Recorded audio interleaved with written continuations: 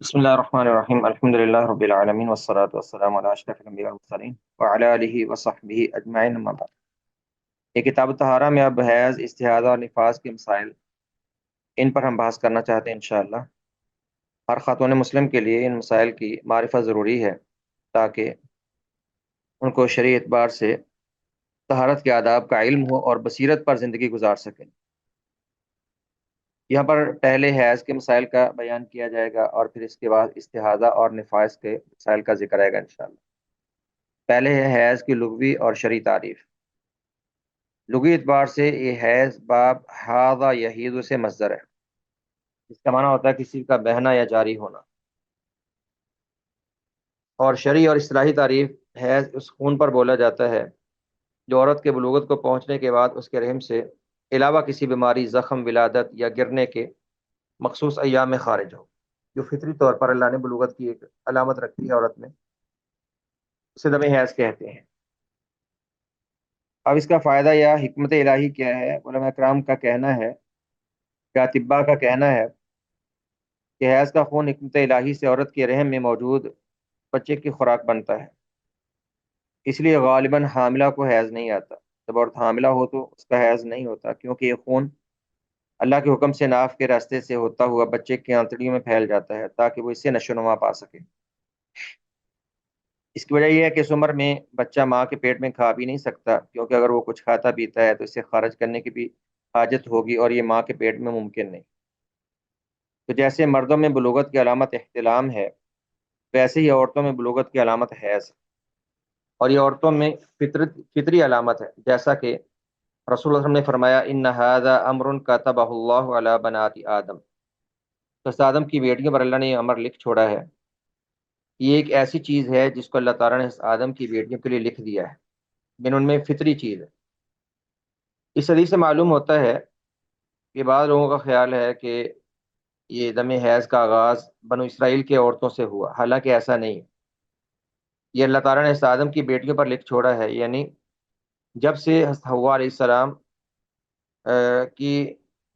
آمد ہوئی دنیا میں، جیسے بعض احادیث میں ہے کہ حضرت حوا علیہ السلام سے ہی اس کا آغاز ہو گیا تھا۔ تو بنات آدم میں یہ چیز رہی ہے، یہ فطری چیز ہے۔ آگے تنبیہ میں انہوں نے ایک بات کی طرف اشارہ کیا ہے کہ فقہا نے خواہ مخواہ یہ حیض کے مسائل کو مشکل بنا دیا اور اس میں ایسی بحثیں کی ہیں جو لا حاصل ہیں۔ اس کی تھوڑی وضاحت ہے، آگے باقاعدہ مسائل کا ذکر آئے گا۔ کہتے فقہا کے ہاں حیض کا باب مشکل ترین ابواب میں سے شمار ہوتا ہے، اسی وجہ سے انہوں نے اسے بے جا طور پر طول دیا ہے اور ایسے ایسے مسائل کو زیر بحث لائے ہیں اور ان میں اختلاف کیا ہے کہ جنہیں دیگر فقہی مسائل کی طرح زیر بحث لانے اور ان میں اختلاف کرنے کا کوئی خاص فائدہ نہیں ہے، کیونکہ شریعت میں ان سے متعلقہ مختصر اور آسان قواعد بیان کر دیے گئے ہیں۔ اور دوسری بات یہ ہے کہ یہ ایسی چیز نہیں جس کو علمی طور پر ڈسکس کیا جائے، بعض چیزیں فطری ہیں، ان کو فطری ہی رکھنا چاہیے، جیسے حیض کی مدت کتنی ہوتی ہے، اس کا آغاز کب ہوتا ہے اور کب تک چلتا ہے وغیرہ۔ اس طرح کے مسائل میں بحث کا فائدہ نہیں ہے، تو عورتوں میں مختلف ہوتا ہے اور فطری سی چیز ہے۔ اور دوسرا یہی بات ہے کہ یہ مختلف فیہا مسائل خاندانوں، علاقوں کے اعتبار سے ایک نہیں رہتے، جس کی وجہ سے ان کی تطبیق کرنا، یعنی کہ عملی طور پر ان کو لاگو کرنا مشکل ہو جاتا ہے۔ تو مندرجہ والا وجوہات کی بنا پر ہم حیض، استحاضہ اور نفاس کے ایسے مختلف مسائل کو زیر بحث نہیں لائیں گے جن کا کوئی خاص فائدہ نہیں۔ اب جن مسائل کا فائدہ ہے ان میں سے پہلا مسئلہ ہے کہ حیض کے خون کا رنگ کیا ہوتا ہے، کہ عورت کیسے شناخت کرتی ہے، کیونکہ دیگر مسائل بھی ہوتے ہیں عورتوں کو، تو ان میں سے دم حیض کو دم استحاضہ سے یا دیگر بیماری کے بلڈ وغیرہ سے کیسے عورت الگ کر کے شناخت کرے، اس لیے حیض کے خون کی رنگت کا اس حدیث میں ذکر کیا گیا۔ تو حیض کا خون غالباً گاڑھا اور سیاہی مائل بدبودار ہوتا ہے، یعنی سرخ سیاہی مائل گاڑھا اور بدبودار سا ہوتا ہے، جیسا کہ حدیث میں ہے ان فاطمہ بنت ابی حبیش رضی اللہ عنہا انہا کانت تستحاض۔ سیدہ فاطمہ بنت ابی حبیش رضی اللہ تعالی عنہ، ان کو استحاضہ کا مرض تھا۔ فقال لها النبی صلی اللہ علیہ وسلم، تو آپ نے ان سے کہا اذا کان دم الحیضۃ، فإنہ دم اسود یعرف، کہ بھئی استحاضہ کے خون اور دم حیض میں فرق کرنا سمجھو کہ جب دم حیض ہو تو وہ سیاہی مائل معروف خون ہے۔ فَإِذَا كَانَ ذَلِكِ فَأَمْسِكِ عَنِ الصَّلَاةِ، جب یہ ہو تو نماز سے رک جاؤ۔ فَإِذَا كَانَ الْآخَرُ فَتَوَضَّئِ وَصَلِّ، اور جب دوسرا خون ہے دم استحاضہ ہو تو پھر وضو کر کے نماز پڑھو۔ فَإِنَّمَا هُوَ عِرْقٌ، کیونکہ وہ کسی راگ سے جاری ہوتا ہے دم استحاضہ۔ یہ ابو داؤد اور نسائی میں حدیث سے صحیح ہے۔ فاطمہ بنت ابی حبیش رضی اللہ عنہا سے روایت ہے کہ انہیں استحاضہ کی بیماری تھی تو رسول اللہ صلی اللہ علیہ وسلم نے انہیں فرمایا، جب حیض کا خون جو کہ سیاہ اور پہچانے جانا والا ہو یہ آئے تو نماز سے رک جاؤ، اور جب اس کے علاوہ کسی اور رنگ کا ہو تو وضو کرو اور نماز پڑھ لو، کیونکہ بیماری کی وجہ سے یعنی حیض کا خون نہیں ہے جو استحاضہ کا خون ہوتا ہے۔ اس حدیث سے پتہ چلتا ہے کہ حیض کا خون سیاہ یعنی سیاہی مائل ہوتا ہے، سرخ سیاہی مائل، اور یہی اصل ہے۔ لیکن بسا اوقات حیض کا خون زرد یا زردی مائل اور کبھی خاکی یا سیاہی مائل بھی ہوتا ہے، جو کہ غالباً حیض کے شروع یا آخر میں رحم سے خارج ہوتا ہے۔ عورتیں اس بات کو خوب سمجھتی ہیں۔ جی، اس کے بعد دوسرا مسئلہ ہے کہ حیض کا آغاز اور اس کے انتہا کی کوئی خاص عمر ہے کہ نہیں۔ تو حقیقت ہے کہ اس کی کوئی عمر شریعت میں مقرر نہیں کی، جیسے مردوں میں بلوغت میں احتلام کی کوئی عمر مقرر نہیں ہوتی، اور اس کا فرق علاقوں سے مختلف ہوتا ہے۔ بعض علاقوں میں بچے جلدی بالغ ہو جاتے ہیں، جیسے سیدہ عائشہ رضی اللہ تعالیٰ عنہ 9 سال کی عمر میں ان کی رخصتی ہوگی۔ عربوں کے ہاں 8-9 سال کے بچے بھی بالغ ہو جاتے ہیں، وہ گرم علاقے، اور ہمارے ہاں یہی عمر یعنی 14-15 سال یا اس سے بھی اوپر چلی جاتی ہے، اور بعض بہت ٹھنڈے علاقوں میں یہی عمر 17-18 سال تک بھی جا سکتی ہے۔ تو آغاز اور انتہا کی کوئی شریعت نے عمر مقرر نہیں کی، بس جبھی یہ اس کا عارضہ لاحق ہوگا تبھی عورت حائضہ سمجھی جائے گی۔ تو حیض کے آغاز اور انتہا کی عمر کے بارے میں اس مسئلہ میں فقہاء کرام نے اختلاف کیا، لیکن راجح یہی ہے کہ اس مسئلہ پر بحث کرنے کا کوئی فائدہ نہیں، کیونکہ چیزیں تمام خواتین میں یکساں نہیں ہوتی، بلکہ علاقوں، خاندانوں اور آب و ہوا کے اعتبار سے یہ چیزیں مختلف ہوتی ہیں۔ علاقوں کا اثر ہوتا ہے، بعض کے ہاں آب و ہوا کا فرق ہوتا ہے، اور خاندانوں میں خواتین کے مسائل مختلف ہوتے ہیں۔ بعض علاقوں میں بچیاں 9 سال کی عمر میں ہی بالغ ہو جاتی ہیں، اور بعض میں 12 سال کے تک بھی یعنی ان پر حیض نہیں ہوتا۔ لہذا یہی بات زیادہ درست ہے کہ حیض کے آغاز اور انتہا کی کوئی خاص عمر نہیں، یعنی آغاز کی عمر بھی نہیں، اور یہ کہ عورت کب اس عمر سے نکل جاتی ہے اور بوڑھی ہو جاتی ہے اس کی بھی کوئی عمر مقرر نہیں ہے۔ تیسرا مسئلہ ہے کہ حیض کی مدت یعنی کتنے دن تک یہ چلتا ہے، یعنی کم از کم کتنے وقت تک حیض کا خون آئے تو وہ حیض شمار ہوگا۔ اس کو بھی شریعت نے کوئی مقرر نہیں کیا، شریعت نے مقرر نہیں کیا۔ عام طور پہ 6-7 دن یہ نارمل ماہواری کی عمر ایام سمجھے جاتے ہیں، باقی شریعت نے اس کو کوئی مقرر نہیں کیا۔ تو کم از کم یا زیادہ سے زیادہ دن، اس بارے میں فقہاء نے کچھ اختلاف کیا ہے۔ بعض نے کہا ہے کہ حیض کی مدت کم از کم 1 دن اور رات ہے، اور زیادہ سے زیادہ 15 دن ہے، لیکن یہ کوئی علمی اختلاف نہیں ہے، اس لیے اس طرح کے اختلاف کرنے کی ضرورت بھی نہیں۔ راجہ یہ ہے کہ اس کی کوئی خاص مدت مقرر نہیں، کیونکہ تعین کی یعنی مدت کے مقرر ہونے کی کوئی خاص دلیل بھی نہیں، اور اس کی عملی تطبیق، عملی طور پر ہم اس کو لاگو کریں، یہ بھی ممکن نہیں۔ یہی موقف شیخ الاسلام ابن تیمیہ اور معاصرین میں سے علامہ ابن عثیمین رحمہ اللہ نے اختیار کیا۔ اگلا مسئلہ ہے، کیا حاملہ حائضہ ہو سکتی ہے؟ یعنی جب عورت حاملہ ہو تو کیا اس کو حیض آ سکتا ہے؟ صحیح بات یہ ہے کہ حاملہ کو حیض نہیں آتا۔ اس کی دلیل قرآن کریم میں موجود، اللہ فرماتا ہے واللائی یئسن من المحیض من نسائکم ان ارتبتم فعدتہن ثلاثۃ اشہر، وہ جو حیض سے مایوس ہو جائیں تو ان کی عدت 3 ماہ ہے۔ واللائی لم یحضن، اور جن کو حیض کا آغاز ہی نہیں، اگر ان کو طلاق ہو جائے تو ان کی عدت بھی 3 ماہ ہے۔ بولاۃ الاحمال اجلہن ان یضعن حملہن، اور حمل والیوں کی عدت ہے کہ ان کے ہاں اولاد پیدا ہو جائے، وضع حمل۔ ومن یتق اللہ یجعل لہ من امرہ یسرا، ترجمہ میں ہے، اور وہ عورتیں جو تمہاری عورتوں میں سے حیض سے نا امید ہو جائیں، یعنی بڑی بوڑھی ہو جائیں، اگر تم شک کرو تو ان کی عدت 3 ماہ ہے، اور ان کی بھی جنہیں حیض نہیں آیا، اور جو حمل والی ہیں ان کی عدت یہ ہے کہ وہ اپنا وضع حمل کر دیں۔ جب عورت حائضہ ہو تو وہ حیض کے ساتھ عدت گزارتی ہے، اس کی عدت طلاق کے بعد 3 ماہواری ہوتی ہے، حائضہ کی عدت۔ اور جو حیض کی عمر سے نکل جائے یا جس کا ابھی حیض شروع نہیں ہو تو ان کی عدت 3 ماہ ہے. اور بنیادی طور پر یہ کہنا کہ عورت کی عدت 3 ماہ ہے یہ غلط ہے. جو حیض کی عمر میں ہے یا حیض کے ایام میں اس عمر میں ہے نارملی، تو وہ ماہواری کے ساتھ عدت گزارتی ہے، مہینوں کے ساتھ نہیں. مہینے ان کے لیے ہیں جن کو ماہواری ختم ہو گئی یا جن کے لیے اس کا آغاز ہی نہیں ہوا. اور اسی طرح جو حاملہ ہو اس کی عدت وضع حمل ہے. ابھی شاید میں اللہ تعالیٰ نے حاملہ کی عدت وضع حمل بتائی ہے. اس سے پتہ چلا کہ حاملہ کو حیض نہیں آتا، کیونکہ اگر اس کو حیض آئے تو اس کی عدت بھی 3 ماہواری. وجہ استدلال آیت کریمہ میں حاملہ کی عدت وضع حمل بتائی گئی، اور اس حال میں اس کا حائضہ ہونا غالب ہوتا ہے تو اس کی مدت بھی 3 حیض ہوتی. اسی طرح مشاہدے سے بھی یہ بات، تجربے سے بھی ثابت ہے کہ حاملہ کو حیض نہیں آتا. امام احمد بن حنبل رحمہ اللہ کا قول ہے، فرماتے انما تعرف النساء الحمل بانقطاع الدم، کہ عورتیں حمل کو خون کے منقطع ہونے سے ہی پہچان دیں. جب ماہواری نہ ہو، پیریڈز ختم ہو جائیں، تو ان کو محسوس ہو جاتا ہے کہ وہ حاملہ ہو گئی ہیں. پانچواں مسئلہ ہے حیض سے پاک ہونے کی علامت کیا ہے. حیض جتنے دن بھی چلے، کیا علامت ہوگی کہ عورت کو حیض سے منقطع اور پاک سمجھا جائے گا؟ 2 علامتیں جو حدیث میں آئی ہیں، ایک ہے کہ خشک ہو جائے عورت کا خون، رحم خشک ہو جائے اور مزید خون کا خروج بند ہو جائے. اور دوسرا ہے کہ سفید سی رطوبت جو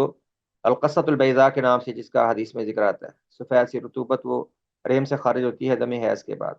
وہ بھی حیض کے منقطع ہونے کی علامت ہوتی ہے. یہ 2 طرح کی علامات ہیں. حیض سے پاک ہونے یا حیض کے ختم ہونے کی علامت رحم سے سفید رنگ کے مادہ کا خارج ہونا، یعنی سفید رنگ کے سائل یا مادہ کا نکلنا حیض کے منقطع یا ختم ہونے کی دلیل ہے، بشرطی کہ اس کا نکلنا عورت کی عادت میں ہو. اور اگر اس کی عادت میں نہ ہو تو طہر کی علامت رحم کا خشک ہونا ہے. دونوں علامتیں ہو سکتی ہیں، پہلی بھی اور دوسری بھی. اور اسے پہچاننے کا طریقہ ہے کہ عورت لوہے کا ٹکڑا لے کر اسے کچھ دیر کے لیے رکھے. اگر وہ اسی طرح بغیر خون اور زرد یا زردی مائل یا سیاہی مائل پانی لگے خشک خارج ہو تو یہ علامت ہے حیض کے ختم ہونے کی. یعنی اگر وہ صاف نکلتا ہے یا اس پر کچھ زردی سا خون ہے، یا یعنی حیض کے منقطع ہونے کے بعد، اور کوئی ایسی چیز نہیں جس کو حیض سمجھ سکے، تو یا سفید سا ہے تو اس کو اپنے حیض کے ختم ہونے کی علامت سمجھے گی. اس کے بعد کچھ مسائل کی طرف اشارہ ہے تنبیہات میں. اگر حیض کسی عورت کی مقررہ مدت سے کم یا زیادہ ہو جائے تو اس میں صحیح یہی ہے کہ جب تک وہ حیض کی علامات سے متصف رہے اسے حیض ہی شمار کرے گی، اور جو ہی اسے علامات طہر میں سے کوئی علامت نظر آئے گی تو وہ پاک ہو جائے گی. اور عورتیں سمجھتی ہیں اس بات کو، کیونکہ 1-2 دن کی کمی بیشی ہو سکتی ہے. اگر کسی کو روٹین 6 دن کی تھی تو کبھی 7 دن کی ہو سکتی ہے، یا اس سے کم ہو سکتی ہے بعض مسائل سے. اسی طرح حیض اور طہر کی مقررہ مدت سے تقدیم و تاخیر کے وقت سے بھی دونوں کی علامات کا اعتبار کیا جائے. علامات سے پہچانا جائے گا. اگر پہلے 2 دن شروع ہو گئی یا لیٹ 2 دن ختم ہوا، اگر وہ حیض ہی ہے اپنی علامات کے اعتبار سے تو اس کو عورت دم حیض ہی سمجھے گی اور صوم و صلات اور شوہر سے دور رہے گی. جب عورت حیض کا خون دیکھے گی اسے حیض شمار کرے گی، اور جب اس کے منقطع ہونے کی مذکورہ بالا علامات سفید مادہ یا خشکی دیکھے گی تو طہر شمار کرے گی. امام شافعی کا مذہب اور ابن تیمیہ کا اختیار بھی یہی ہے. اس کے بعد ہے زردی مائل یا سیاہی مائل یا مطلق تری دیکھنے کا حکم. اس کی 2 حالتیں ہیں. اگر دوران حیض کے ایام میں کچھ عورت کو زردی مائل سا مادہ بہتا ہے، یا یعنی خون کی رنگت سے ہٹ کر جو نارمل دم حیض کی رنگت ہوتی ہے اس سے ہٹ کے کچھ رنگت محسوس ہوتی ہے، اگر حیض کے ایام میں ہے تو وہ دم حیض ہی شمار کیا جائے. لیکن اگر حیض سے فراغت کے بعد کچھ زرد یا مٹیالہ یا اس طرح کا رنگت کچھ دکھائی دیتا ہے تو وہ کوئی رحم کا کوئی اور مادہ ہو سکتا ہے، اس کو دم حیض نہیں سمجھا جائے گا. جب عورت ایک دفعہ پاک ہو گئی اپنی مقررہ مدت پوری کرنے کے بعد تو وہ پاک سمجھی جائے گی. اور اس کے بعد اس طرح کے بہنے والے مادے وغیرہ کسی بیماری سے ہو سکتے ہیں، یا رحم کے دیگر فضلات ہو سکتے ہیں، ان کو دم حیض نہیں سمجھا جاتا. اب 2 حالتیں ہیں جب خون کی دم حیض کی رنگت سے ہٹ کر اگر کوئی عورت کسی اور رنگت کا مشاہدہ کرتی ہے. پہلی حالت، عورت اسے حیض کے درمیان میں دیکھے، یعنی ایام حیض میں. ایسی صورت میں وہ حیض کے حکم میں ہی ہوگا. اس کی دلیل ان علقمۃ ابن ابی علقمۃ عن امہ مولات عائشہ ام المؤمنین رضی اللہ تعالی عنہا قالت بس عائشہ کی کوئی لونڈی بیان کرتی ہے، وہ کہتی ہے کان النساء یبعثن الی عائشہ ام المؤمنین بالدرجۃ فیہا الکرسف، کہ عورتیں سیدہ عائشہ رضی اللہ تعالیٰ عنہ کے پاس کوئی ڈبیا بیچتی تھی جس میں کوئی روئی وغیرہ ہوتی، فیہا السفرۃ من دم الحیضہ، اور دم حیض سے کچھ زرد رنگ کی کوئی روئی وغیرہ اس پر لگی ہوتی، یس اللہ نصرات، نماز کے بارے میں پوچھتی کہ ہم نماز کا آغاز کریں کہ نہ کریں۔ جب عورت میں نماز کی فکر ہو تو ظاہر ہے کہ وہ ہر چیز کا بہت خیال رکھتی ہے۔ جن کو نماز کی فکر ہو ان کو فکر ہوتی ہے کہ اگر میں پاک ہو گئی ہوں تو فوری طور پر غسل کر کے نماز پڑھوں،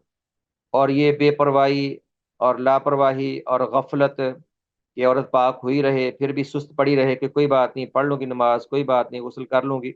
یہ لاپرواہی اور سستی کی علامات ہے۔ اور ہر خاتون مسلم کو اس سستی اور لاپرواہی سے، خاص طور پر نماز کے سلسلے میں، وہ بالکل چوکنا رہنا چاہیے، اور جیسے ہی پاک اور فوری طور پر نماز کا اہتمام کرے۔ جس نماز کے وقت میں پاک ہوئی ہے، اگر چلے غسل تھوڑا لیٹ بھی ہو گیا تو عورت غسل کرے اور جلدی نماز پڑھنے کی کوشش کرے۔ تو سیدہ عائشہ کے پاس عورتیں کچھ یعنی روئی بیچتی، اس میں کوئی زرد رنگ کا مادہ لگا ہوتا، نماز کے بارے میں پوچھتی۔ نماز کے بارے میں ان کو جلدی ہوتی تھی کہ اگر ہماری نماز کا ٹائم ہو گیا ہے تو یہ نہ ہو کہ ہماری کوئی نماز ضائع ہو جائے۔ تو عائشہ کہتی ہیں لا تعجلن حتی ترین القصۃ البیضاء، کہ جلد بازی نہ کرو جب تک کہ سفید مادہ نہ دیکھو۔ ترید بذالک الطہر من الحیض، عائشہ کی مراد ہوتی کہ جب تک پوری طرح حیض سے پاک نہ ہو جاؤ تب تک نماز کا آغاز نہ کرو۔ علقمہ ابن ابی علقمہ اپنے والدہ جو کہ ام المؤمنین سیدہ عائشہ رضی اللہ تعالیٰ عنہ کی آزاد کردہ لونڈی تھی سے بیان کرتے ہیں کہ عورتیں عائشہ رضی اللہ تعالیٰ عنہ کے پاس ایک ڈبیا بھیجتی جس میں ایسی روئی ہوتی جس میں حیض کے خون کا زرد رنگ لگا ہوتا۔ تو ام المؤمنین سیدہ عائشہ فرماتی ہیں جلدی نہ کرو جب تک سفیدی نہ دیکھو، یعنی حیض سے مکمل طور پر پاک جب تک نہ ہو جاؤ نماز نہ پڑھو۔ یہ پہلی حالت ہے، اگر دوران حیض آئے تو وہ دم حیض ہی شمار ہوگا، یا حیض کے آخر میں ہے تو دم حیض ہی شمار ہوگا۔ اور دوسری بات ہے کہ عورت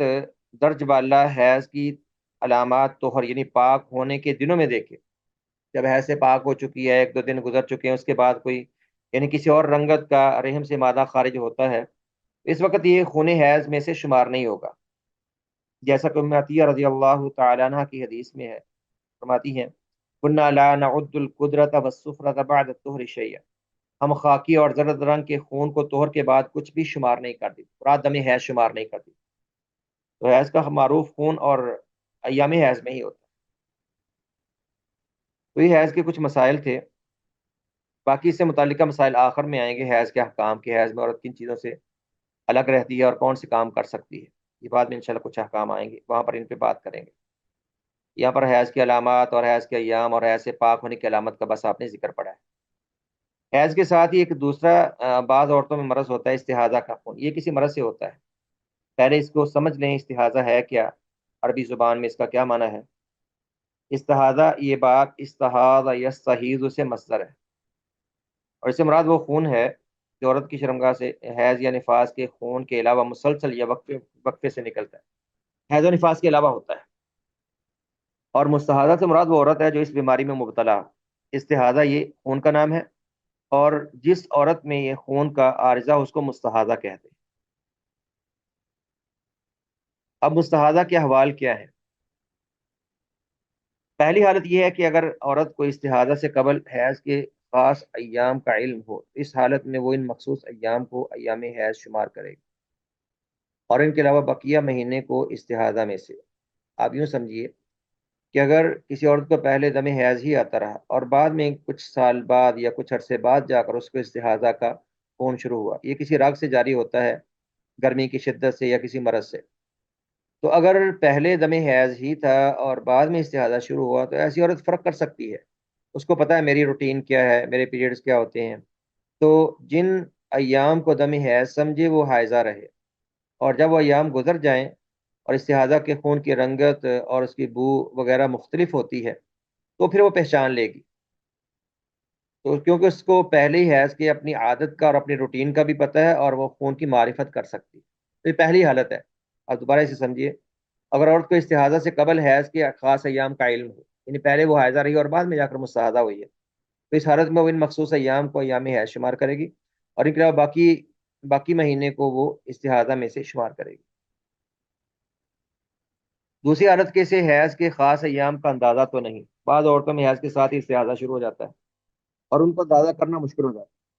لیکن خون میں رنگت یا بو کے اعتبار سے اگر وہ فرق کر سکتی ہیں تو اس اعتبار سے فرق کر لیں۔ دوسری حالت یہ ہے کہ اگر اسے حیض کے خاص ایام کا اندازہ تو نہیں، لیکن وہ حیض اور استحاضہ کے خون میں فرق کرنا جانتی ہے، تو اس حالت میں وہ فرق کے اعتبار سے عمل کرے گی۔ یاد رہے کہ حیض کا خون استحاضہ کے خون سے چار نشانیوں سے پہچانا جاتا ہے، اس کی چار علامات الگ ہیں۔ استحاضہ کا خون عام خون کی طرح ہوتا ہے جیسے انسانی خون ہے،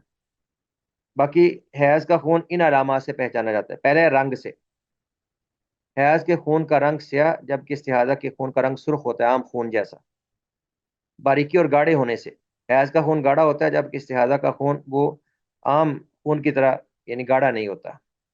اور بدبو سے بھی، حیض کا خون گندا اور بدبودار ہوتا ہے جبکہ استحاضہ کا خون وہ عام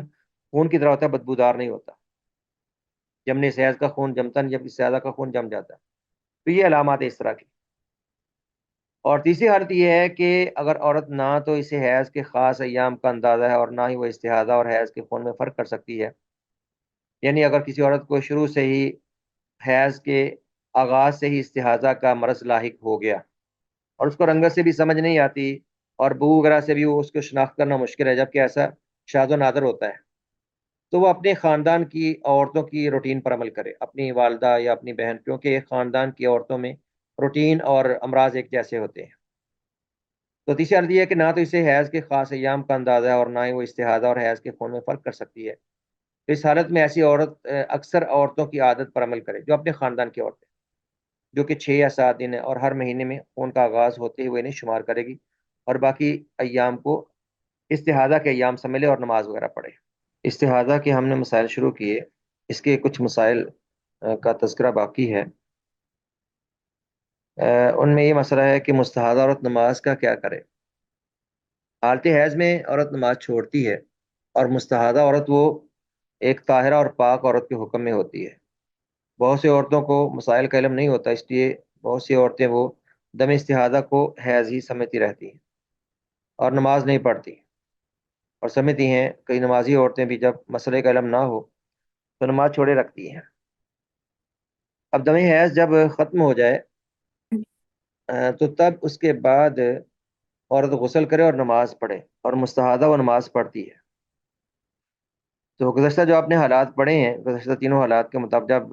مدت حیض گزر جائے تو عورت کو چاہیے کہ اس سے طہارت کا غسل کرے اور کوئی کپڑا استعمال کرے کہ تاکہ خون کا اخراج دوران نماز نہ ہو، اور اس کا حکم طاہرہ والا ہے۔ اس کے بعد اس کے لیے نماز، روزہ، طواف کعبہ سمیت ہر وہ کام کرنا جائز ہے جو حیض کے سبب اس کے لیے جائز نہیں تھا، اور جو اس کا شوہر ہو، شادی شدہ عورت ہے تو شوہر اسے ہم بستری بھی کر سکتا ہے۔ دم حیض میں بستری اور جماع وہ حرام اور ممنوع ہوتا ہے اور استحاضہ میں جائز ہوتا ہے۔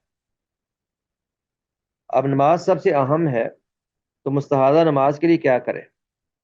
مستحاضہ پر واجب یہی ہے کہ وہ ہر نماز کے لیے وضو کرتی رہے، یعنی جب نماز کا وقت آئے تو وضو کرے اور نماز پڑھ لے، نماز پوری کر لے، اگلی نماز کا وقت آئے تو پھر دوبارہ سے وضو کر لے، کیونکہ اس کا عارضہ ہے، یعنی وہ اس مرض میں ہے، اور اگر دوران نماز بھی خون کا اخراج ہوتا رہتا ہے تو کوئی حرج نہیں انشاءاللہ، اس کو اس بات کی معافی ہے کیونکہ وہ مریضہ کے حکم میں ہے۔ تو پہلا آسان طریقہ یہ ہے کہ دم حیض سے فراغت کے بعد غسل کر لے اور پھر ہر نماز کے لیے وضو کرے اور نماز پڑھتی رہے۔ اور دوسرا طریقہ، دو طریقے مزید ہیں، اگر ان پر عورت عمل کر سکے تو تکلیف اٹھا کر ان پر عمل ہوتا ہے، مشقت ہے۔ ایک یہ کہ دو نمازوں کو جمع کر کے عورت ان کے لیے ایک غسل کر لے، یعنی فجر کے لیے الگ غسل، زور اثر جمع کر کے ان کے لیے ایک غسل، اور مغرب عشاء جمع کر کے ان کے لیے ایک غسل۔ گرمیوں میں تو ایسا ممکن ہے، یا بعض حالات میں ممکن ہے، لیکن آپ جانتے ہیں کہ یہ آسان نہیں۔ اور تیسرا وہ سب سے مشکل ہے کہ ہر نماز کے لیے غسل کرے۔ نبی اسلام نے حکم نہیں دیا ہر نماز کے لیے غسل کرنے کا، لیکن عہد رسالت میں کچھ عورتیں اپنی طہارت کے لیے اپنی مرضی سے ہر نماز کے لیے غسل کیا کرتی تھی، آگے حدیث میں اس کا ذکر آئے گا۔ کچھ خواتین ایسا کرتی تھیں اپنی طہارت کے لیے، اپنی تسلی کے لیے،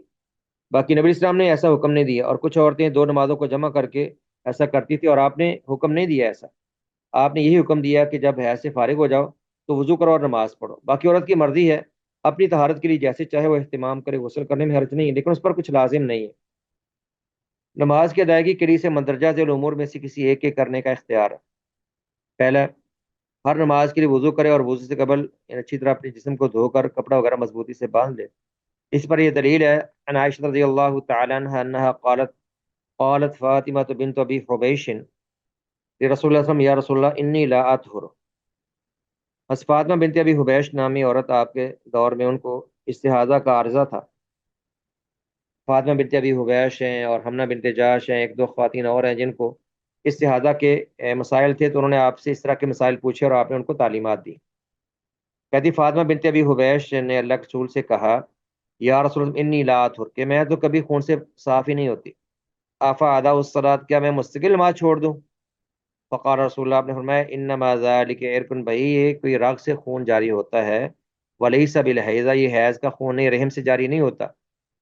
فرمایا فاذا اقبلت الحیضہ، تو جب حیض کا خون آئے فترک الصلاۃ، تو نماز چھوڑ دے، فاذا ذهب قدرها، جب اس کی مقدار ختم ہو جائے، فاغسلی عنک الدم وصلی، تو اس کے بعد غسل کر اور نماز پڑھ۔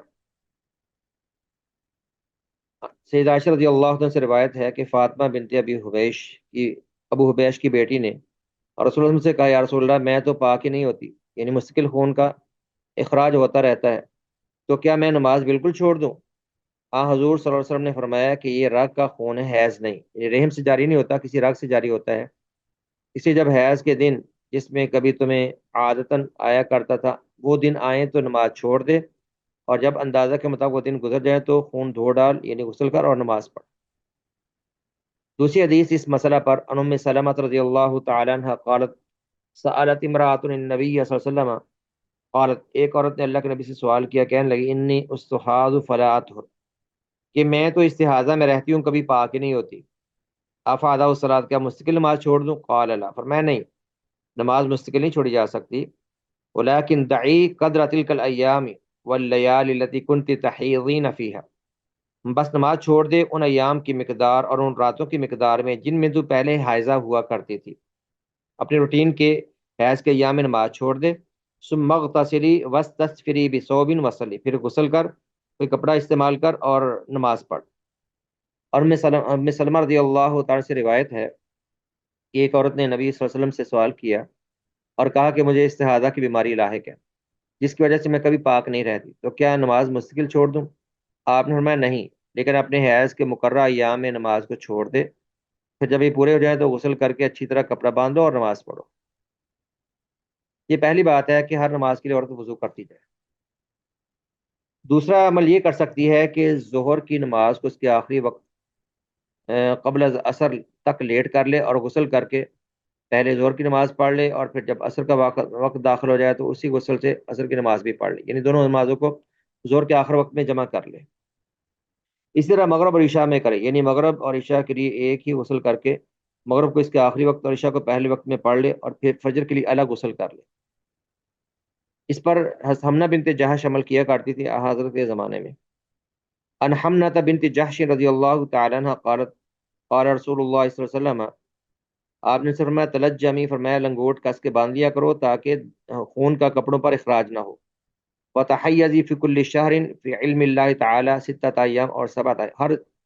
ہر مہینے 6 یا 7 دن اللہ کے علم کے مطابق وہ حیض میں رہو۔ ثم اغتسلی غسل، اس کے بعد غسل کر لو، فصلی وصومی ثلاثۃ وعشرین، تو پھر تم نماز پڑھو اور روزہ رکھو 23 دن تک یا 24 دن تک، یعنی اگر خون رہے گا 7 دن تو 23 دن کے روزے بنتے ہیں، اور اگر 6 دن چلے تو پھر 24 دن کے روزے۔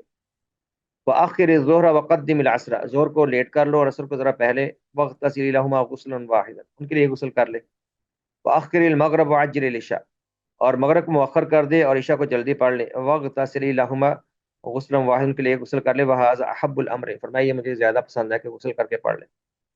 یہ حدیث بعض حسن کہتے ہیں، بعض ضعیف کہتے ہیں، بعض نے کہا اللہ کے نبی کے فرمان سے ثابت نہیں، اس لیے میں نے پہلے کہا تھا کہ نبی اسلام نے ایسا کوئی فرمان جاری نہیں کیا کہ عورت لازمی غسل کرے، کیونکہ روزانہ 3 مرتبہ غسل کرنا آپ جانتے ہیں کہ یہ آسان نہیں ہے، مشکل معاملہ ہے، گرمیوں میں بھی کوئی آسان نہیں، اور اس کو روٹین بنائے کہ 2 نمازیں وہ جمع کرے اور دونوں کے لیے غسل کر کے نماز پڑھے۔ تو بہرحال اس کو بعض نے حسن کہا اور اس کو مستحب کہا جا سکتا ہے، اس کو زیادہ سے زیادہ مستحب کہہ سکتے ہیں، باقی واجب نہیں ہے۔ سیدہ حمنہ بنت جہش سے روایت ہے کہ رسول اللہ صلی اللہ علیہ وسلم کے زمانے میں انہیں استحاضے کی بیماری تھی۔ انہوں نے رسول اللہ صلی اللہ علیہ وسلم کی خدمت میں حاضر ہو کر عرض کیا کہ مجھے بری طرح شدید استحاضہ کا خون آتا ہے۔ آپ نے فرمایا روئی رکھ لیا کرو، انہوں نے فرمایا وہ اس سے بھی زیادہ شدید، فرمایا وہ تو بہتا ہی چلا جاتا ہے، آپ نے فرمایا لنگوٹ باندھ دیا کرو اور اللہ کے علم پر اعتماد کر کے ہر مہینے 6 7 دن حیض شمار کر لو، پھر غسل کر لو اور 23 24 دن نماز روزہ ادا کرو، ظہر کو دیر سے اور عصر کو جلدی پڑھ لو اور ان دونوں نمازوں کے لیے ایک بار غسل کر لو۔ اس طرح مغرب کی نماز دیر سے اور عشاء کی نماز جلدی پڑھ لیا اور ان دونوں کے لیے ایک بار غسل کر لو، اور یہ طریقہ مجھے زیادہ پسند ہے۔ تیسرا، ہر نماز کے علاوہ غسل کری، اللہ کے نبی نے اس کا حکم نہیں دیا، اگر کوئی عورت کبھی کر لے تو اس کی مرضی، لیکن یہ بہت مشکل ہے۔ آگے تنبیہات میں کچھ مسائل کی طرف اشارہ ہے۔ پہلی بات یہ کہ اگر مستحاضہ یعنی وضو کر لیتی ہے اور نماز پڑھتی ہے تو پڑھ لے، دوران نماز بھی اگر اس کو خون محسوس ہوتا ہے تو کوئی حرج نہیں، وہ مریضہ کے حکم میں اس کو عذر کی وجہ سے اجازت ہے، نماز پوری کر لے۔ یہ دیکھیے، مستحاضہ کے نماز کے لیے وضو کر لینے کے بعد بہنے والا خون اس کے وضو پر اثر انداز نہیں ہوتا۔ وضو کر لیا تو بس نماز پڑھ لے، کوئی فرق نہیں پڑے گا اگر دم استحاضہ خارج ہوتا، وہ جس مقدار میں بھی ہو، تھوڑا یا زیادہ ہو۔ اس طرح مستحاضہ سے ہم بستری یا جماع کرنا جائز ہے کہ نہیں، اس میں فقہاء کرام کے درمیان تھوڑا اختلاف ہے، لیکن راجح اور صحیح یہی ہے کہ یہ جائز ہے، کیونکہ شریعت میں اس کی ممانعت کی کوئی دلیل نہیں، کیونکہ اور جب نماز پڑھتی ہے نا ایام میں وہ پاک ہے، وہ پاک ہے، جب اس کا شوہر ہے تو اس حالت میں بھی اگر اس کو منع کیا جائے تو پھر وہ ازدواجی حقوق کیسے ادا کر پائے گی؟ تو پاک ہے تو اس کا شوہر اس کے قریب آ سکتا ہے۔ دلیل اس پر ان حمنہ بنت جحش رضی اللہ تعالی عنہا کان مستحاضۃ وکان زوجها یجامعها۔ حمنہ بنت جحش کو مستحاضہ استحاضہ کا خون آتا تھا اور ان کا شوہر ان سے جماع کرتا تھا۔ اب استحاضہ کے علاوہ ایک اور یہاں پر مسئلہ ہے، مرض کی وجہ سے یا آپریشن یا زخم کی وجہ سے اگر خون کا اخراج ہو، اس کی یا تھوڑی سی وضاحت ہے یہاں پر۔ جب عورت کے رحم سے کسی زخم یا آپریشن کے سبب خون نکلے، بعض عورتوں کا آپریشن سے اولاد ہوتی ہے، آپریشن سے زخم جلدی خشک نہیں ہوتے، یا ویسے کوئی زخم ہو جاتا ہے اندر عورت کے، یا تو پھر اس حالت میں جو خون نکلے اس کی دو حالتیں۔ پہلی حالت یہ اس بات کا یقین ہو کہ اسے حیض نہیں آئے گا، تو اس صورت میں اس کے لیے حیض کے احکام ثابت نہیں، یعنی اگر وہ یقین ہو کہ حیض نہیں ہے تو ظاہر ہے کہ حیض کے احکام نہیں ہے، لہٰذا وہ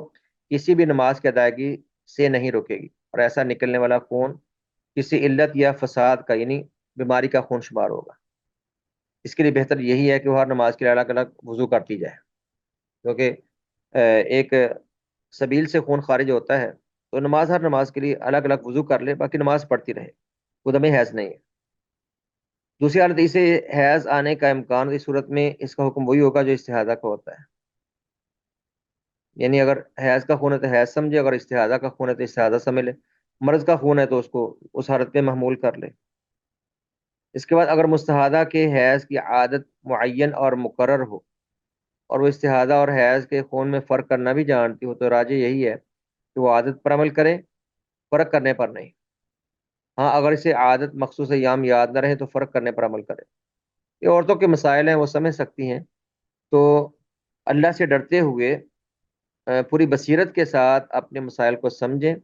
اور جیسے شریعت نے حکم دیا نماز روزے کی پرواہ کریں، اور باقی زندگی میں طہارت کے آداب کو سمجھ کر پوری دلیل پر رہتے ہوئے عمل کریں، یہی خواتین سے مطالبہ ہے۔ باقی ان مسائل میں سے بہت سے مسائل، بہت سی چیزیں عورتیں خود سمجھ لیتی ہیں، ان کے فہم اور ان کی سمجھ کا یعنی مردوں کے بیان کرنے سے زیادہ بہتر اعتبار ہے، واللہ اعلم۔ تیسرا ہے عورتوں میں جو نفاس کے مسائل، نفاس کا خون جو بچے کی ولادت پر جاری ہوتا ہے۔ پہلے نفاس کی لغوی اور شرعی تعریف۔ لغوی اعتبار سے نفاس یہ باب نافیس ینفس سامع یسمع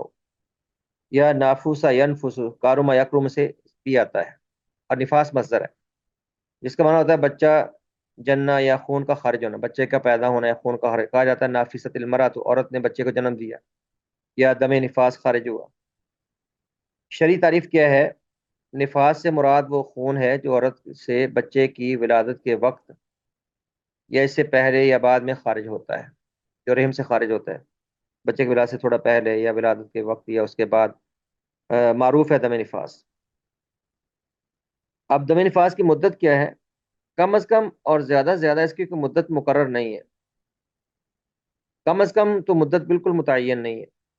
بلکہ عورت جیسے ہی دم نفاس اس کا خشک ہو جائے، ختم ہو جائے، وہ غسل کرے اور نماز پڑھے۔ 40 دن، یہ سوا مہینہ، یہ عورتوں میں معروف ہے اور یہ لازم نہیں ہے۔ اگر کوئی عورت 20 دن بعد، 15 دن بعد، 25 30، یعنی جتنے دنوں بعد بھی اگر وہ خشک ہو گئی ہے، اس کے رحم سے خون کا اخراج بند ہو گیا ہے، تو وہ خود کو پاک سمجھے، غسل کرے اور نماز کا آغاز کرے۔ تو نفاس کے خون کی کم از کم کوئی مدت مقرر نہیں ہے،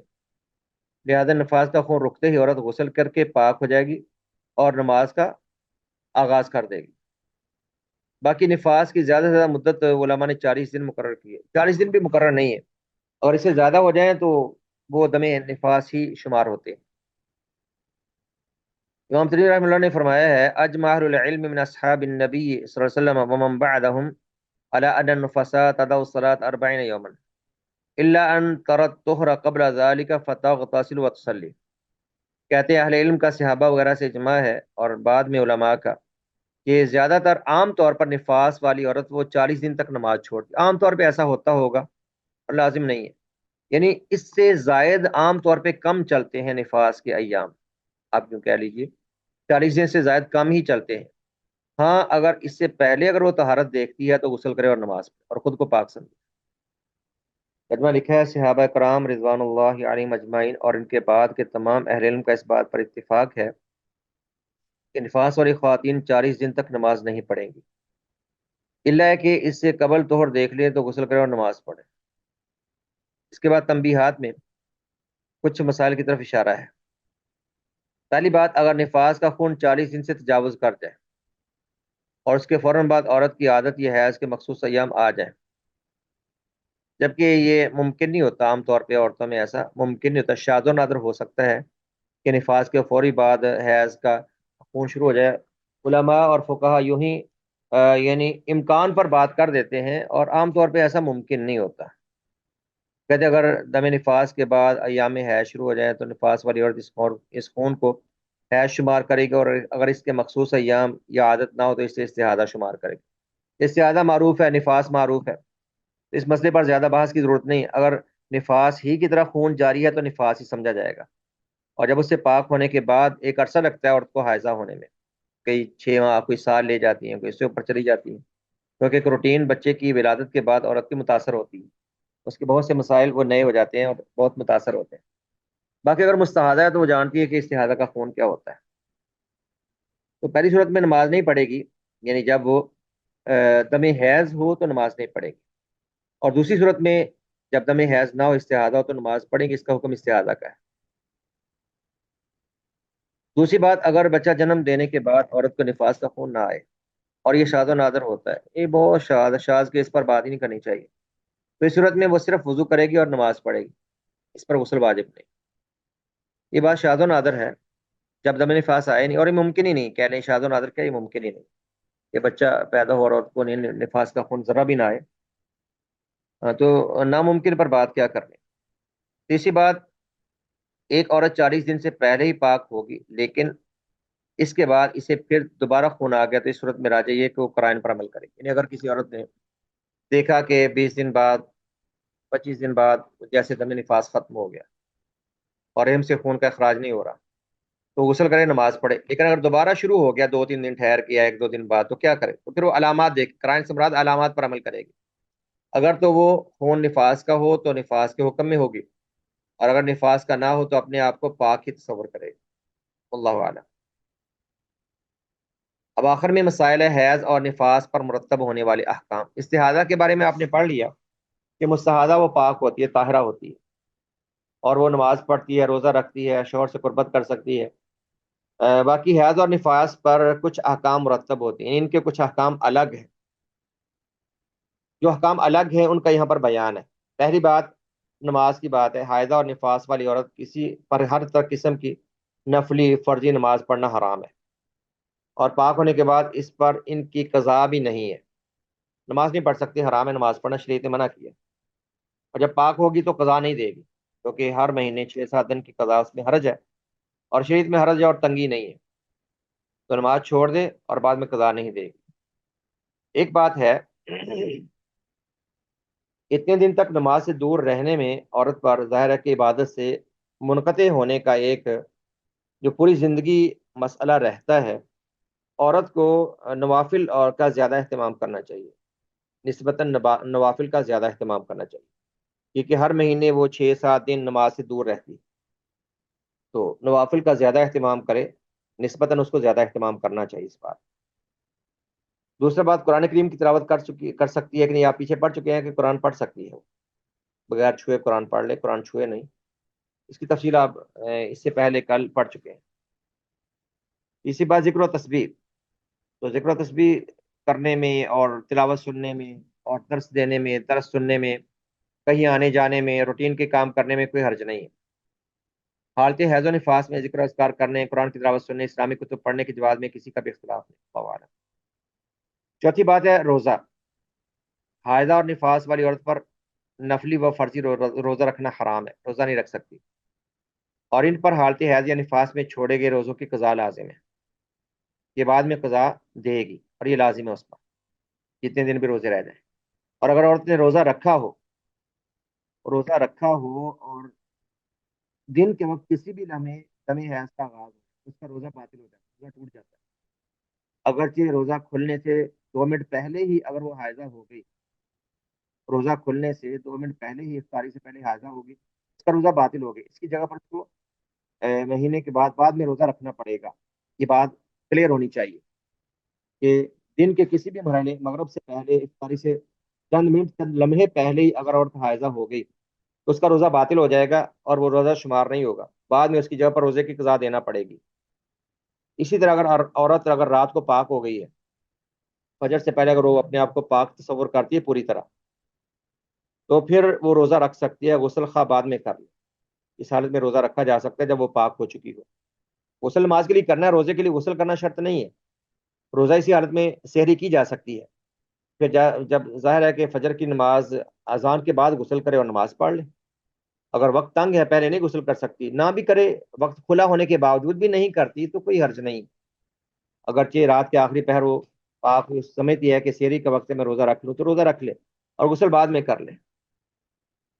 جی، تو غسل بعد تک مؤخر کیا جا سکتا ہے۔ اس کے بعد اگلا حکم ہے حائضہ کا جماع اور ہم بستری۔ حائضہ اور نفاس والی عورت سے جماع یا ہم بستری کرنا حرام ہے، اس پہ کوئی اختلاف نہیں ہے، اس کے دلیل اللہ تعالیٰ کے فرمان ہے، وَيَسْأَلُونَكَ لِلْمَحِيضِ قُلْ هُوَ أَذًى فَاعْتَزِلُوا النِّسَاءَ فِي الْمَحِيضِ۔ اللہ نے فرمایا یہ لوگ حیض کے بارے میں آپ سے سوال کرتے ہیں، آپ کہیے کہ یہ نجاست ہے تو حالت حیض میں عورتوں سے الگ رہو، وَلَا تَقْرَبُوهُنَّ حَتَّى يَطْهُرْنَ، اور جب تک وہ پاک نہ ان کے قریب نہ جاؤ، مراد ان سے جماع نہ کرو، قریب نہ جاؤ سے مراد ہے جماع نہ کرو۔ فَإِذَا تَطَهَّرْنَ، پھر جب وہ غسل کر لیں، فَأْتُوهُنَّ مِنْ حَيْثُ أَمَرَكُمُ اللَّهُ، تو اللہ کے حکم کے مطابق ان سے تعلق قائم کرو، إِنَّ اللَّهَ يُحِبُّ التَّوَّابِينَ وَيُحِبُّ الْمُتَطَهِّرِينَ، اللہ توبہ کرنے والوں اور پاک رہنے والوں سے محبت کرتا ہے۔ ترجمہ آپ کے سامنے لکھا ہے، اور وہ آپ سے حیض کے متعلق پوچھتے ہیں، کہہ دیجیے کوئی ایک طرح کی نجاست ہے، سو حیض میں عورتوں سے علیحدہ رہو اور ان کے قریب نہ جاؤ یہاں تک کہ وہ پاک ہو جائیں، پھر جب وہ غسل کر لیں تو ان کے پاس آؤ جیسے اللہ نے تمہیں حکم دیا ہے، بے شک اللہ تعالیٰ ان سے محبت کرتا ہے جو بہت توبہ کرنے والے ہیں، اور ان سے محبت کرتا ہے جو بہت پاک رہنے والے ہیں۔ جب یہ آیت نازل ہوئی تو رسول اللہ نے فرمایا اسنعوا کل شیء الا النکاح، تم حائضہ سے ہر طرح کا معاملہ کر سکتے ہو سوائے جماع کے۔ نکاح کا معنی جماع بھی ہوتا ہے، نکاح کا ایک معنی تو عقد ہوتا ہے، عقد نکاح، ایجاب و قبول کو بھی نکاح کہتے ہیں، ہمارے ہاں نکاح ایجاب و قبول کے معنی میں ہی معروف ہے، اور عربی میں نکاح کا معنی جماع بھی ہے، یہاں پر جماع کے معنی میں استعمال ہوا۔ میں اسنا کل شے، سب کچھ کر سکتے ہو، مراد عورت کے قریب ہو سکتے ہو، اس سے پیار محبت کا اظہار کر سکتے ہو، بس ہم بستری حرام ہے، لیکن اتنی قربت بھی مناسب نہیں ہے کہ جس سے یعنی حرام میں پڑنے کا خدشہ ہو، یعنی حائضہ اور نفاس والے عورت سے اس کا شور ہو سکنا، اور یعنی صرف جماع کے علاوہ دیگر مل سکتا ہے، اس کے قریب ہو سکتا ہے۔ جس شخص نے جانتے بوجھتے اپنی بیوی سے حالت حیض یا نفاس میں جماع کیا وہ بہت بڑے گناہ کا مرتکب ہے، اور اس پر توبہ اور دینار، کم از کم نصف دینار کفارہ دینا لازم، یعنی یہ گناہ ہے سخت، اور اس پر یہ روایت آتی ہے، اس کو کچھ نے صحیح کہا، کچھ نے ضعیف کہا، یہ روایت آپ کے سامنے ہے، ان اول تو وہ توبہ کرے اور اپنی توفیق کے مطابق صدقہ کرے، زیادہ سے زیادہ، زیادہ سے زیادہ صدقہ کرے، اور دینار صدقہ یا نصف دینار، یہ بعض حدیث میں اس کا ذکر آتا ہے، جیسے حدیث آپ کے سامنے ہے۔ عن ابن عباس رضی اللہ تعالیٰ عنہما عن النبی صلی اللہ علیہ وسلم فی الذی یاتی امرأتہ وہی حائض، نبی صلی اللہ علیہ وسلم نے فرمایا کہ اگر کوئی اپنی حائضہ بیوی سے جماع کرے تو فرمایا تصدق بدینار اور نصف دینار، کہ وہ ایک دینار یا آدھا دینار صدقہ کرے۔ بس عبداللہ بن عباس رضی اللہ عنہ سے روایت ہے کہ نبی صلی اللہ علیہ وسلم نے اس آدمی کے بارے میں فرمایا جو اپنی بیوی سے حالت حیض میں ہم بستری کرتا ہے، فرمایا وہ ایک دینار یا نصف دینار صدقہ کرے۔ دینار کی مقدار 4.25 گرام سونا لکھی انہوں نے، 4.25 گرام سونا تو اچھی خاصی مقدار ہے، یعنی آپ کہیں کہ بہت مہنگا جا پڑے گا، تو صدقہ کر دے جتنا کر سکتا ہے، اور یہ مستحب ہے، یعنی یہ کفارہ واجب نہیں ہے، اور بعض نے اس حدیث کو ضعیف بھی کہا ہے۔ بہرحال یہ کبیرہ گناہ ہے، اور احتراز اور اجتناب ضروری ہے، اور اگر کسی سے ایسا گناہ ہو جائے تو پھر وہ کچھ نہ کچھ صدقہ کرے اور اللہ سے صدقے دل سے معافی بھی مانگے۔ اور دوسرا، اگرچہ عورت سے اس حالت میں قریب ہونا جائز ہے، لیکن اگر کسی کو خواہش نفس پر کنٹرول نہ ہو اور اس کو ایسا محسوس ہو کہ میں عورت کے قریب ہو کر اس کے ساتھ لیٹ کر اس حالت میں جماع کا مرتکب ہو سکتا ہوں، تو وہ تھوڑا فاصلہ رکھے، ویسے نارملی اس کے محبت کا اظہار کرتا رہے، اس کے ساتھ تعاون کرے، گھر کے کام کاج میں، دیگر امور میں، عورت بیمار کی طرح ہوتی ہے تو اس کے ساتھ پورا تعاون کرے اور اس کا خیال رکھے۔ لیکن اگر ایسا خدشہ ہو تو شبہات سے دور ہونا چاہیے، انسان کو شبہات سے پاک رہنا چاہیے، ایسے شبے میں نہ پڑے کہ حرام میں واقع ہونے کا خدشہ۔ اگلی بات، عورت پر حالت حیض میں اور حالت نفاس میں بیت اللہ کا طواف کرنا حرام ہے۔ حائضہ اور نفاس والی عورت کے لیے بیت اللہ کا طواف کرنا بھی جائز نہیں، جیسا کہ ام المؤمنین سیدہ عائشہ رضی اللہ تعالیٰ کی حدیث میں گزر چکا ہے۔ عائشہ جب حائضہ ہو گئی تھی حج میں، آپ نے فرمایا کہ دیگر امور حج سر انجام دے لو، بس طواف نہ کرو۔ اس کے علاوہ مسجد سے گزرنا، اس میں ٹھہرنا، اس کی تفصیل بھی آپ پڑھ چکے ہیں کہ عذر کے تحت عورت گزر سکتی ہے اور بلا عذر اس کو مسجد میں جانے کی اجازت نہیں ہے، اس پر کل ہم نے ساری تفصیل بیان کر دی ہے۔ اس طرح طلاق دینا، حائضہ عورت کو طلاق دینا حرام ہے، حائضہ عورت کو طلاق دینا حرام ہے۔ جب عورت پاک ہو، حالت طہر میں ہو، تب طلاق دینا۔ جب آپ فقہ میں پڑھیں گے تو سمجھ لیں گے سارا کہ طلاق دینے میں ضروری ہے کہ عورت جب پاک ہو تب طلاق دی جائے، اور ایسے طہر میں طلاق دی جائے جس میں جماع نہ کیا، جس طہر میں جماع نہیں کیا اس طہر میں بندہ طلاق دے۔ جماع کیے بغیر طلاق اس لیے دینی ہے کہ کہیں یہ نہ ہو کہ عورت اس جماع کی وجہ سے حاملہ ہو اور بعد میں عدت میں خلل آئے اور بندے کو شرمندگی کا سامنا کرنا پڑے۔ اور حائضہ کو اس لیے طلاق دینا حرام ہے کہ عورت ماہواری کے ساتھ عدت گزارتی ہے، اگر ایام حیض میں طلاق دیں گے اس کی عدت میں خلل پیدا ہوگا۔ عدت میں خلل کیسے آتا ہے؟ اگر پاکی کی حالت میں عورت کو طلاق دے، پاکیزگی کی حالت میں، اس کے بعد 3 ماہواری اس کی پوری عدت ہے، اور تیسری ماہواری سے فارغ ہوگی تو عدت پوری ہو جائے گی۔ اگر یہ حالت حیض میں کوئی طلاق دے بیٹھے تو کیا نقصان ہوگا کہ عدت میں خلل آتا ہے۔ اگر ان ایام کو عدت میں شمار کر لے تو پھر عدت کم پڑ جاتی ہے، اگر شمار نہ کرے، اگلے 3 حیض عدت میں شمار کرے تو اگلے 3 حیض بھی ہیں اور یہ پچھلے حیض کے چند ایام بھی ہیں، تو عدت اللہ کے حکم کے مطابق 3 ماہواری میں پوری نہیں ہوتی، اس لیے حالت حیض میں طلاق دینا حرام ہے۔ حالت حیض میں بیوی کو طلاق دینا حرام ہے، اس کی دلیل اللہ تعالیٰ کا یہ فرمان ہے، یا ایھا النبی اذا طلقتم النساء فطلقوهن لعدتهن، اے نبی جب عورتوں کو طلاق دیں آپ لوگ، یعنی آپ کی امت کے لوگ، عدت سے پہلے طلاق دیں، یعنی حالت طہر میں، تاکہ عورت کی عدت خراب نہ ہو۔ لیکن حالت نفاس میں عورت کو طلاق دی جا سکتی ہے کیونکہ وہ عدت میں سے نہیں ہے، بخلاف حیض، کیونکہ نفاس والی عورت وہ نفاس کے ساتھ عدت نہیں گزارتی، وہ بعد میں ماہواری کے ساتھ عدت گزار لے گی۔ آگے مسئلہ کی طرف اشارہ ہے، ویسے اس کا تعلق کتاب الطلاق سے ہے اور وہاں اس کی زیادہ تفصیل آئے گی۔ اگر کوئی حائضہ کو طلاق دیتا ہے تو ایسی طلاق واقع ہو جاتی ہے، لیکن رجوع لازم ہے۔ نبی اسلام کے زمانے میں عہد رسالت میں حضرت عبداللہ بن عمر رضی اللہ تعالیٰ عنہ کے ساتھ یہ معاملہ پیش آیا تھا کہ انہوں نے اپنی حائضہ بیوی کو طلاق دی تھی، تو نبی صاحب نے ان سے کہا کہ رجوع کر لو اپنی بیوی سے، اور جب پاک ہو پھر بعد میں طلاق دینا،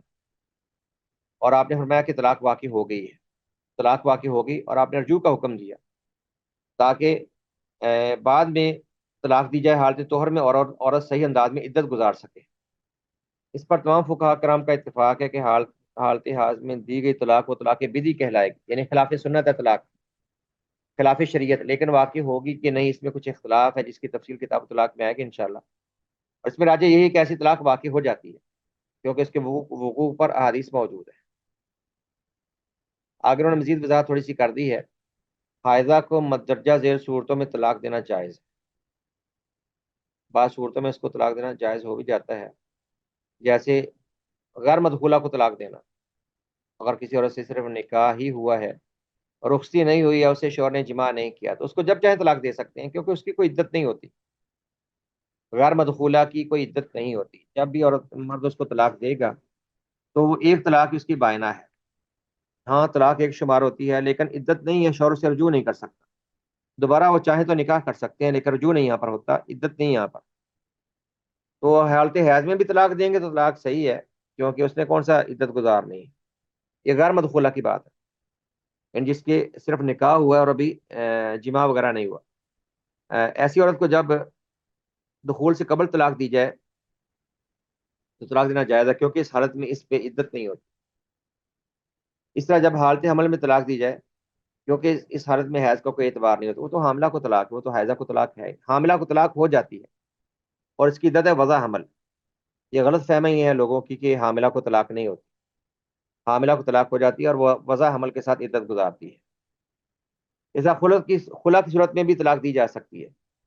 خلا کی صورت میں بھی حالت حیض میں عورت خلا لے سکتی ہے، خلا کی صورت میں طلاق نہیں ہوتی عورت خلا لیتی ہے، خلا طلاق نہیں فسخ نکاح ہے، جب عورت معاوضے پر اپنے شوہر سے علیحدگی لیتی ہے اس کو خلا کہتے ہیں، اور اس کی عدت وہ ایک ماہواری ہوتی ہے، وہ فسخ نکاح ہے۔ تو جس حالت میں بھی عورت وہ خلا لے سکتی ہے، اور جس حالت میں بھی وہ خلا لے سکتی ہے اور بعد میں ایک ماہواری عدت پوری کر کے وہ آزاد ہو جائے گی، کہیں اور نکاح کر سکتی ہے، اور خلا کے بعد ظاہر ہے کہ شوہر اور جو نہیں کر سکتا۔ یہ مثال تفصیل کے ساتھ آپ انشاءاللہ کتاب الطلاق وغیرہ میں پڑھیں گے۔ آگے تھوڑا ایک مسئلہ ہے، مانع حیض ادویات استعمال کرنے کا کیا حکم ہے؟ مانع حیض ادویہ کا استعمال کہتے دو شرطوں کے ساتھ جائز ہے، پہلے نقصان پہنچنے کا امکان یا خدشہ نہ ہو، اور دوسرا خاوند کی اجازت اور معتبر ڈاکٹر کے مشورے کے ساتھ۔ ویسے یہ کسی عذر سے یا کسی وجہ سے ہو سکتا ہے، بلا وجہ نہیں۔ عذر کیا ہو سکتا ہے؟ جیسے عورت حج کرنے جائے اور بیت اللہ کا طواف نہ کر سکے اور اس کو واپس آنا ہو تو 6-7 دن تک وہاں انتظار نہیں کر سکتی، 10 تاریخ کو طواف کرنا،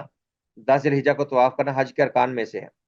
تو طواف کی وجہ سے علماء نے اجازت دی ہے کہ وہ ایسی میڈیسن استعمال کر لے کہ وقتی طور پر حیض رک جائے، پاک ہو جائے، غسل کرے، طواف کرے، تو ایسی کسی ایمرجنسی یا کسی خاص وجہ سے ممکن ہو سکتا ہے، باقی بلا وجہ سے ایسی میڈیسن کا استعمال وہ نقصان کا باعث ضرور ہوتا ہے، کیونکہ ایک فطری چیز ہے اور نیچرل چیز کو جب آپ روکیں گے اور اس کے سامنے رکاوٹ ڈالیں گے تو نقصان تو ہوگا، اس لیے کسی وجہ سے ہو سکتا ہے، مطلقاً اس کا ویسے نہ جواز ہے اور نہ اس کی ضرورت ہے، واللہ اعلم۔ تو یہ جتنے حیض، نفاس اور استحاضہ کے مسائل اور ان کا تفصیلی بیان جو آپ نے پڑھا، اس کے ساتھ ہم آپ سے اجازت چاہتے ہیں۔ ٹھیک ہے، السلام علیکم ورحمۃ اللہ وبرکاتہ۔